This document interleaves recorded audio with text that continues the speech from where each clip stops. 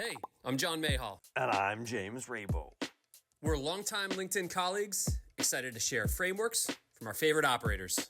We'll go with the British spelling. The blueprints behind their success. For blueprint number 20, we welcome Jenna Buffalo and her 5 steps for speaking up.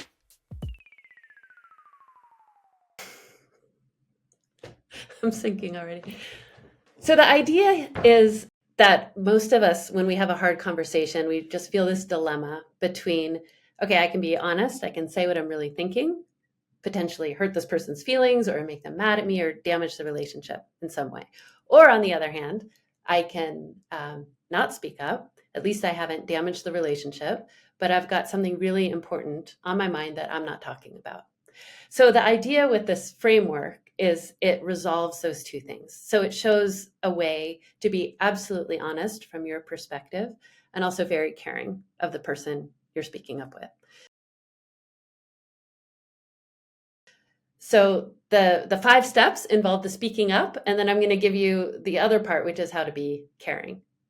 So the first is, how do you frame this up? And something that I encourage people to do is, instead of thinking of it like, I have a complaint, to save your complaints for when you've had what I call a bomb-proof commitment and someone hasn't done what they said they would do. Or somebody's broken the law, or it's something so clear it's fair to have a complaint. Almost always, when you think you have a complaint, probably more accurately, you have a concern and a suggestion. So I would say that's a fair way to start out a hard conversation. I've got a concern and a suggestion, or a concern and a request. Okay, step 1 is just the facts. So to describe the situation in a way that is so true to the facts that somebody's first response on the other side would be to say, yep, that's true. So not a fact would be, it's freezing in here. A fact would be, it's 67 degrees and I feel cold. So literally it's 67 degrees and I'm the expert on if I feel cold. So the person's going to go, okay. Right? Or let's use an example. Somebody's not getting back to me. Rather than, you never get back to me, their immediate response is to push back and say, that's not true, I never get back to you. But if you say, I've sent you 3 emails and 2 texts in the last week and I haven't heard back, they're going to probably say, that's true. So whatever examples, quotes, just literally what has happened so far, the relevant pieces that someone's going to say, that's true. That's step 1. Step 2 is, how are you feeling? And this is hard for people because I think they think it's not professional to talk about how you're feeling. If you experiment with this, I think what you find is when you are willing to admit how you feel, the other person listens in a really different way. So I'm feeling what? What's an actual feeling word? So I'm feeling frustrated. I'm feeling concerned. I'm feeling confused. Like, ask yourself, like, how am I feeling? And see if you can have the nerve to actually say that. Here's how I'm feeling. Step 3 is your opinion stated as an opinion, not as a fact. So this would sound something like, okay, so we started with, in the last week, I've sent you 3 emails and 2 texts and I haven't heard back. I'm feeling frustrated. Step 3, because this is how it comes across to me. Because the way it comes across to me is that you're not committed to this project.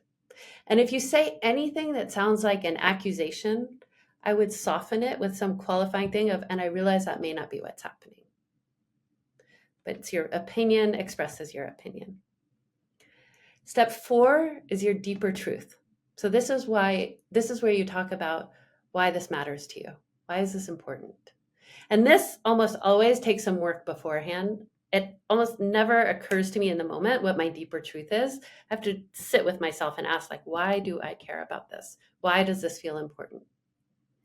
So in this case, it might be, some words about, here's why this project is really important to our company or to my career, or here's why working with you has been such a priority to me. It's saying something that goes deeper, why this matters. And then step 5 is some kind of action. So it could sound like, so my request is that you and I have an agreement that we respond to each other within 24 hours or 12 hours or whatever it is. But some request for an agreement, getting an agreement in place. So all of that, now you've been honest, but you still haven't been caring. So sometimes you work with people who you really genuinely care about. That's awesome. You can say that.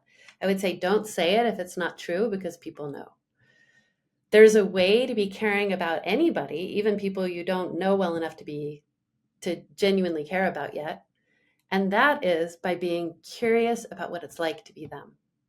So after you do all those 5 steps, it would sound something like, now all of that was from my perspective. I realize I may not have the whole story, and I really want to understand how you see this. So that's caring through curiosity. Now you got the whole picture. You've been honest, and you're also caring by being curious about what it's like to be someone else.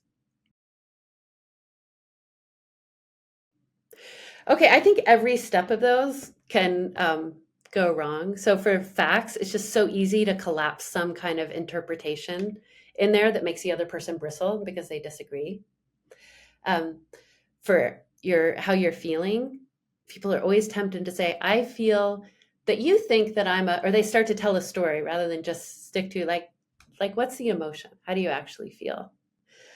And then, the action part can be really tricky. People, I find it takes a while to get comfortable making a super clear request.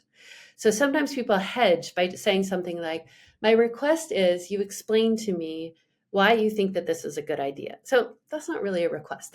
That's trying to understand why someone thinks it's a good idea. And that's great. That's a great instinct. Go for it. Ask a question. But see if you can come up with a thing that would actually solve your problem. And just try asking for that.